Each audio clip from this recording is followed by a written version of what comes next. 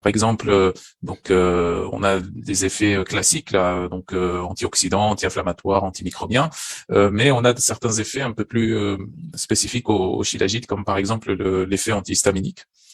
Un effet diurétique aussi, puisque comme c'est une bombe de minéraux aussi, ça induit également la diurèse et l'élimination rénale. Et puis, on lui attribue aussi tout un tas d'autres effets.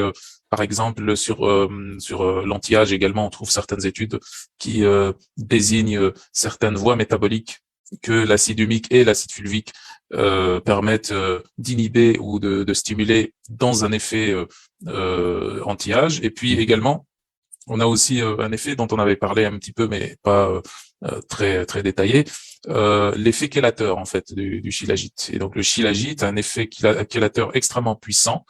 Il s'agit pas ici, parce que souvent on confond et on pense que puisque c'est riche en minéraux, comme certaines plantes, donc ça va induire un petit peu l'élimination rénale et donc ça va chélater ce qu'il y a dans le sang comme métaux lourds et métaux toxiques.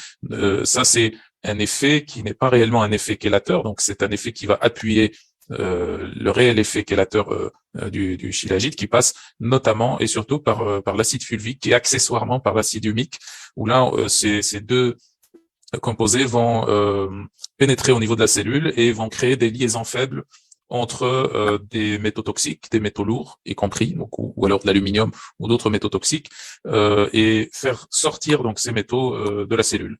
Donc c'est un des on va dire des chélateurs les plus puissants. Globalement, il y a aussi des applications par rapport au shilajit, et les applications sont en fait en rapport tout simplement avec les effets métaboliques. Donc on en avait cité quelques-uns, mais il y en avait beaucoup d'autres, et puis on pouvait pas détailler tout ça. Donc il y a les effets notamment cardioprotecteurs, et puis les effets sur l'anémie, sur la neuroprotection, effets préventifs contre Alzheimer par exemple, les effets sur la sphère ORL également, effets anti-allergiques également, etc.